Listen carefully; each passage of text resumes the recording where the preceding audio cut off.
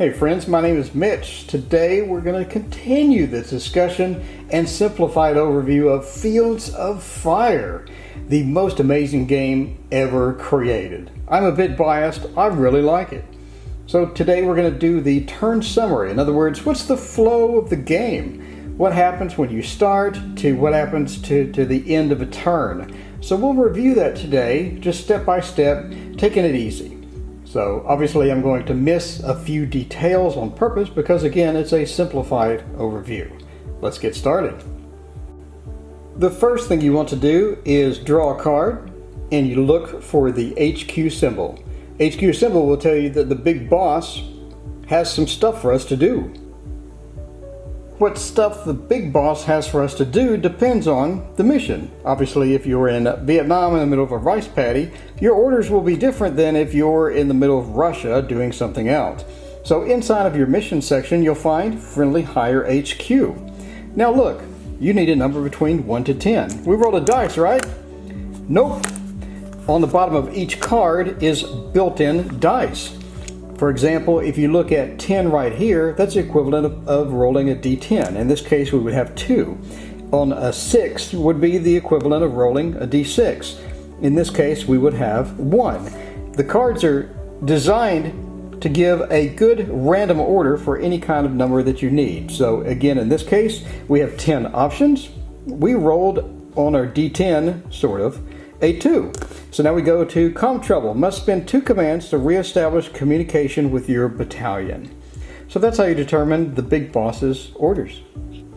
So you remember Conflict of Heroes or L&L Publishing's things to where most combat things, you have a certain number of actions and then you spend your actions by doing stuff. Basically you have the same thing in this game, except it's a little more complex. The big bosses get to start with their action points first. You determine their action points by drawing a card. So in this particular case, we'll look at the helmet and see that this boss has 4 action points. So now we're going to get his chit and put it onto the 4. Now what can he do with his stuff? He has a variety of actions that he can choose from, one of which is to delegate some actions to his subordinate. So I can use a point to delegate some actions to another team that's going to be on the field actually doing cool stuff like first platoon. And then once I delegate, they can draw a card and look, and in this case they get 3, the helmet, 3 actions. So now the boss has 3 and the first platoon has 3. So what kind of things can we do with all of these action points once we're down 2 on the field? Fortunately, we have no shortage of cool actions that we can do.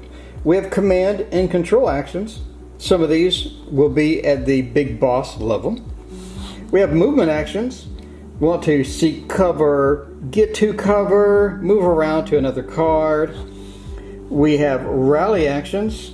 Get rid of that pesky pinned marker. Get a paralyzed team and try to recover them a little bit. Detach a team, reconstitute a squad, etc. And we have combat actions, of course, the mainstay of the game. Everything from concentrating fire, placing demolition charges, flamethrower attacks, cease fire, shift fire, dozens and dozens and dozens of actions that you can choose from. And finally, you have General Initiative, which is not the helmet. It's this little number down here. It's smaller because basically any unit can do it, including ones that are out of communication. So this number can't be saved. Lots and lots of rules around it, just like everything in the game. But if you need 3 more points to do some cool stuff and you're out of them, this would come in handy for you. So now you go to your mission book and you look under your particular mission. Obviously every mission is going to be different, otherwise the game would be really boring. So in this particular mission, the Hire HQ would be this list here. Hey look, we need a number between 1 to 10. We roll a no, we don't roll a So you're going to get a card. You're going to look at the bottom of the card under the 10 spot, and that's equivalent to rolling a d10. In this particular instance, we rolled an 8. See right there, 8. So we'll look under the book, and under 8, 7 and 8 are the same for this. Fall back, move all unpinned units straight back 1 card. So that's what the head coach wants on this particular mission. Next, we need to determine what these guys on the field are doing, because I guarantee they're probably up to no good. So like I said, we need to determine if they're running offense or defense. For this particular mission, as you can see, they're running defense under enemy information. Now the next thing you want to look at is tactics, which is the play, the football play that they're running. Today it's hasty, so they have a hasty defense. So your handy reference card for the game has two sides. One is offense, which doesn't apply to us. You remember our team today is on the other side, defense. And you can see under the defense is the play that we have. You could have delay, hasty, or deliberate. So you remember ours is hasty defense. So under the hasty defense are a variety of conditions that the enemy could be in. You don't know if this guy, he could be under trouble, he could be getting shot at and needs to take cover. So that condition is going to be different than if he's not getting shot at and he's trying to hunt you down, or he's trying to spot you, or something. So obviously this is to simulate realism. If you're getting shot at and you're not under cover, it's best to find some cover. So this is kind of the AI's, there's a lot of options here. This is kind of the AI's version of what should I do, right? And it's good, thumbs up, for the design of this game to where you have all of these different options. It's not just a global stamp to where the enemy will do one particular thing. It's going to depend on his situation. So this is really cool. So this is kind of confusing. You'll see one under hasty. You'll see 1, 2, 3, 4. You'll see 1, 2, 3. That's basically give me a number between 1 and 4. Give me a number between 1 and 3. And obviously, like I told you before, you're going to pull a card. So if you have a number between 1 and 4, you're going to look at the 4 spot here, and that's going to be a dice roll of a 4. If you have a number between 1 and 3, you're going to look at the 3 spot. The dice roll is a 3, from a 1 to 3, etc. So look up the condition that your enemy is in, and then under the play column, you want to find out what he's going to do. But before you make a final decision on what these two guys are up to no good and they're going to be doing, where do you go?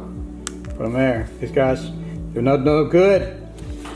You need to look under the LAT pinned activity check. That's basically limited action team pinned. So if the team has suffered grave injuries or they're pinned, their actions are going to be totally different than if they're healthy. Obviously, if your buddy's missing a limb, he's blabbering something about the Dallas Cowboys having a terrible season, you want to treat him, get him to a hospital, get him to a medic, maybe get him off the field of play. He's having a bad day. Their actions are going to be totally different in that case versus when everyone is healthy. So that's where this comes in. If you have a pinned or they have a limited action team, you want to start looking at this chart and trying to figure out what they're going to be doing. Now you'll notice instead of having a play of hasty, deliberate, and stuff like that, they have a leader or no leader. A leader is a possible card possible chit that can be on the board. Here's a leader chit right here. If this particular chit is on here and you have a leader, then their reactions to things are going to be a little bit different. So when you go to the limited action team pinned chart, you want to look to see if there's a leader or no leader, and then obviously you roll a dice between 1 to 5, 1 to 5, 1 to 5, 1 to 4, etc. by looking at your card. If it's 1 to 5, you're going to look under the 5. If it's 1 to 4, you're going to look under the 4. So having a leader is actually better than not having a leader. So in this particular case, we have a leader chit. In this particular case, for this guy, we do not. Next, we're going to evaluate these things, potential contact markers. That's when these things could potentially turn into a bad guy, either on your card, on the next card, on this card, somewhere, but it could pop in like a jack-in-the-box and an enemy comes out. To determine this, you're going to get the potential contact card, look under your current condition, and determine how many cards to draw. In this place, it would be 3. So you draw 3 cards, and you look for the word contact on any of your 3 cards. Now you look at your mission book under the contact letter, which is A. Like in the other video I explained, a C is sort of a newbie dungeon trash mob versus a B or an A, which are much harder dungeon monsters.